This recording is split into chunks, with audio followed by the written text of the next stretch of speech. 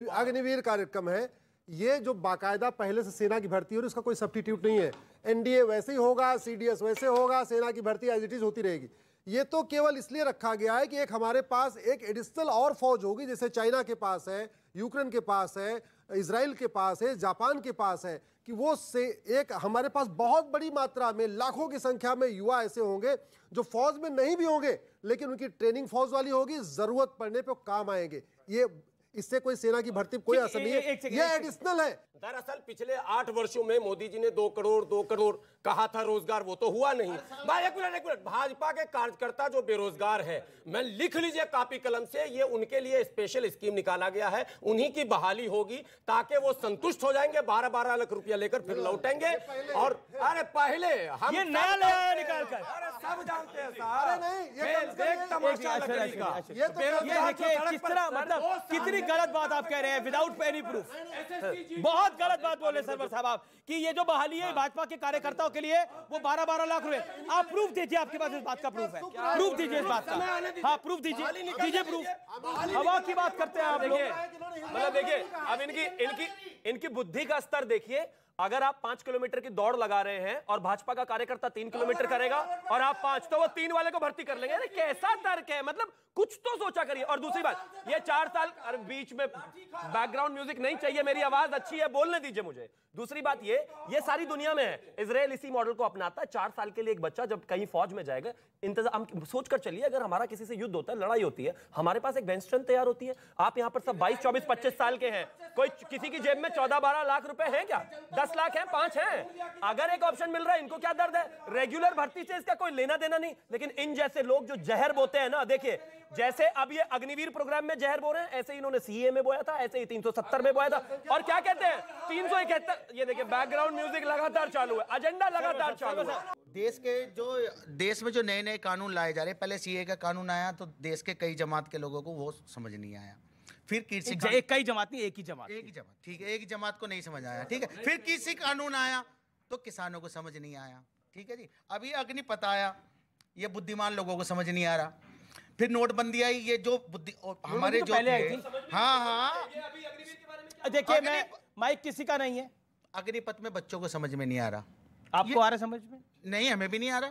तो आज जो बच्चे सड़कों पर है, देखिए जो भी कोई आप कानून बनाए सरकार, वो भरोसा लेकर पार्टियों से चर्चा मशवरा कर जिसे मशवरा कहते हैं, सब पार्टियों विपक्षी दलों को बिठा, सरकार भारतीय जनता पार्टी के है, मशवरा कांग्रेस से करेगी। देखिए वो सारे विपक्षी दल को अपने साथ पॉलिसी में नहीं होता।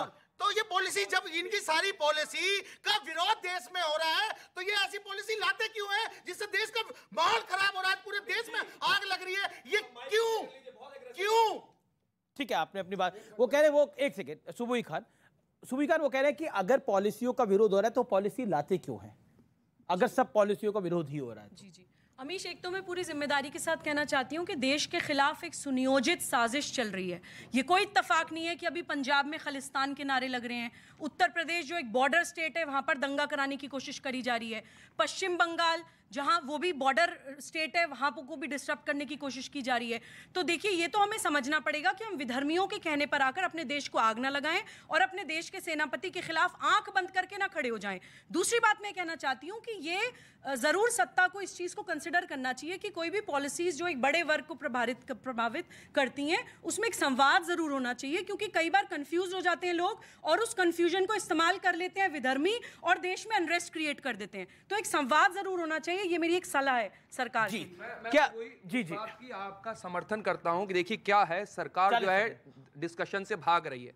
किसान विरोधी बिल लेकर के आते हैं, बगैर संसद के अंदर चर्चा नहीं होती, हंगामा होता है, फिर वापस लेना पड़ता है इनको। इसी तरीके से कोई भी बिल लेकर के आता है तो सरकार जो है चर्चा से भागती है। विपक्ष को अपना विरोधी समझना ठीक है, आप समझिए, आपकी आइडियोलॉजिकल डिफरेंस होती है, लेकिन विपक्ष को आप देशद्रोही साबित करते हैं। आप किस तरफ लेकर के जाएंगे? 60 साल कांग्रेस ने हुकूमत चलाई, देशद्रोही नीति। अश्विनी उपाध्याय, देखिए विपक्ष को देश विरोधी तो साबित नहीं कर सकते, वो भी देश हित में ही काम कर रहे हैं। क्या आपको लगता नहीं है एक समन्वय, एक बैलेंस जरूरी है? नहीं, मैं बिल्कुल आपसे सहमत हूं अमीश जी, लेकिन आप इसको जरा समझिए, खाने के दांत अलग है, दिखाने के दांत अलग है। ये सुबह से शाम तक मीम भीम करते हैं, संविधान की बात करते हैं। संविधान कहता है, बाबा साहब अम्बेडकर ने कहा था इस देश में समान शिक्षा लागू करो, एक भी मदरसा रहेगा देश में अशांति फैल जाएगी। हम जब कहते हैं समान शिक्षा होनी चाहिए, विरोध करते हैं। संविधान, बाबा साहब अम्बेडकर ने कहा समान नागरिक संहिता करो, देश की सभी बहन बेटियों को बराबर अधिकार दो, जब उसकी चर्चा होती है विरोध करते हैं। संविधान कहता है जनसंख्या नियंत्रण कानून होना चाहिए, विरोध करते हैं। संविधान कहता है धर्मांतर नियंत्रण कानून होना चाहिए, विरोध करते हैं। संविधान कहता है कि एक सबके लिए एक जैसा कानून, एक देश एक कानून होना चाहिए, ये उसका नहीं, संविधान का विरोध। सुनिए, संविधान जो अमित जी जो बातें नहीं आपकी बारी पे मैं वो नहीं बोले ना बीच में, ये गलत है। जो बातें संविधान, सुन तो लीजिए, जो बातें संविधान में न लिखी हो, अगर वो हो तो उस पर तो समझ में आता है। जो बातें संविधान में है, समान शिक्षा, समान चिकित्सा, समान नागरिक संहिता, घुसपैठ नियंत्रण कानून, धर्मांतर नियंत्रण कानून, ये तो संविधान में लिखा है, ये तो उसका विरोध करते हैं। अच्छा एक बात बताइए, आप संविधान को तो मानते ही हैं, क्योंकि मैं सभी मानते हैं, सभी मानते। तो एक मैं वही सवाल पूछ रहा हूं आपसे, संविधान को आप मानते हैं तो बुलडोजर पर तो सुप्रीम कोर्ट भी तो संविधान सम्मत है, बुलडोजर पर रोक नहीं लगाई ना? समान नागरिक कानून ये कह रहे हैं हम विरोध करते हैं, नहीं हम विरोध नहीं करते हैं। अभी टेक्निकल आप लोग को समझा रहा हूं और देश तो समझ ही लेगा। समान शिक्षा, 75 वर्षों में इन्होंने धरना प्रदर्शन समान शिक्षा के लिए कभी किया क्या? एक बात। समान और क्या आपने कहा? समान नागरिक संहिता विरोध करवाने के लिए 4-5 किराए पर ये हायर करते हैं, और मैं इनको और भारतीय जनता पार्टी इनके किराएदारों पर आप क्यों रो रहे हैं? इन्हीं के किराएदार वो हैं जो मुसलमानों किराएदार बीजेपी वालों के हैं वो। 10 सेकंड सुबुई खान को दे देते तो बेहतर समझा देती बहन। पता नहीं क्या क्या बोले जा रहे हैं आप। ये न्यू एजुकेशन पॉलिसी कौन लेके आया? यही सरकार नहीं लेके आई है क्या? इनको पता क्या? और दूसरी बात, किराएदार आप पॉलिसी सर ये पीछे क्यों बोलते रहते हैं सर? आपने बोला मुझे 20 सेकंड, आपको 50 सेकंड दे दिए, फिर आप शांत नहीं हो रहे। दूसरी बात, राहुल गांधी, अखिलेश यादव जी को ये देश पॉलिसी मेकिंग में अगर चाहता तो उनको सरकार में बिठाता। उनको विपक्ष में इसीलिए बिठाया गया है ताकि इस देश की पॉलिसी मेकिंग में इस देश के प्रधानमंत्री, गृह मंत्री जी का हिस्सा हो। सरकार बनी है, वो जीत कर आई है, कहीं ऐसे ही नहीं आके रूलर बना दिया उन्होंने। तो सरकार उन्होंने अगर बनाई है तो वो इस देश के लिए पॉलिसी बनाएंगे। आप जैसे 4 उनको हाईजैक करने की अगर कोशिश करेंगे तो नहीं होगी।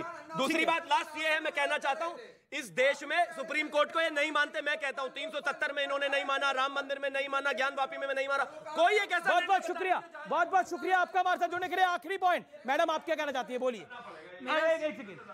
मेरा सवाल है, एक तरफ ये कहते हैं कि अपनी बात को रखिए, सवाल नहीं है, बात को रखिए।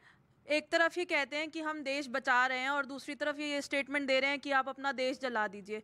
तो एक तरफ रहिए ना, एक तरफ रहिए। बहुत सही बात। इसी शब्द के साथ मैं इस कार्यक्रम को विराम देता हूं। अगर मेरा देश है, मेरा घर है, तो मैं उस घर को, उस देश को नहीं जलाऊंगा। अगर मेरा घर है, मेरा देश है, तो मेरे को अगर विरोध होगा तो मैं विरोध प्रदर्शन करूंगा, लेकिन जलाऊंगा नहीं। ये बात बिल्कुल स्पष्ट है और ये मैं नहीं बोल रहा, इस देश का हर एक युवा बोल रहा है। फिलहाल इस चर्चा में इतना ही। आप देखते रहिए न्यूज़ 18। नमस्कार।